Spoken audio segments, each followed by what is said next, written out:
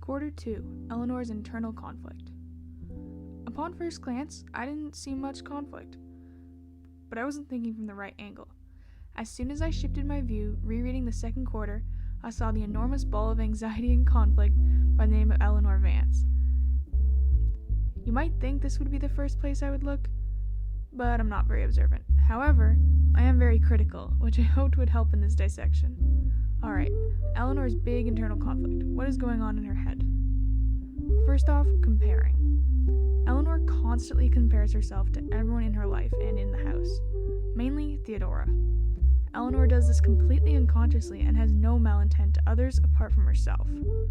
When you first meet her, she is arguing with her sister about who can take the car for the summer. Eleanor ends up taking it early in the morning, starting her journey up to the house. But during the argument, she begins to realize that her sister has a fulfilling life, a husband and a daughter, whereas Eleanor only started living for someone other than her mother 3 months ago due to her passing. This realization spurs Eleanor on, leading to something positive for her while remaining a negative thought. Here, that criticism helped her. Unfortunately, not all of Eleanor's self-put-down sessions are constructive.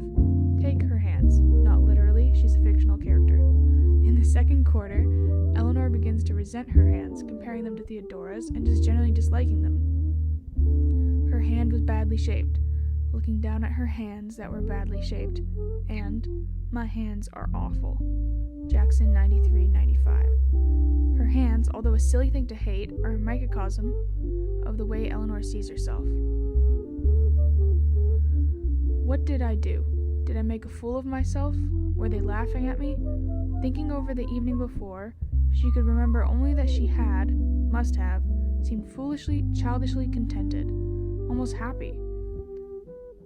Had the others been amused to see that she was so simple? I said silly things, she told herself, and of course they noticed. You are a very silly baby, Eleanor. Jackson 101. Eleanor holds her colleagues to such esteem and consistently puts herself down. The conflicting issue of putting those around you on a pedestal and then being upset you aren't there with them is something Eleanor really struggles with. This quote of Eleanor beating herself up is the morning after hanging out and having a drink in the parlor, where they all, as a group, laughed and told stories together. This much annoyance with herself isn't necessary. So far, hardly any good has come from these comments for her or those in the party. I hope that this internal conflict of hating herself for how she is and how she has spent her life will have a positive impact on the future of the party. The second major player in Eleanor's self-issued and implied detriment is her insistence that she has wasted her life and won't amount to someone of worth like her companions at Hill House. In her eyes, she is poor, ugly, alone, and has no purpose or life experience. Alternatively, the other party members and her sister have what she doesn't. Luke is rich and will inherit Hill House. Theodora is a gorgeous, bubbly woman. Her sister is in a loving marriage with a daughter. And Dr. Montague has spent his life examining and researching the paranormal and has now found Hill House. Being surrounded by these opposites, Eleanor lets her insecurities shine. Everything that goes on in Eleanor's mind is felt universally.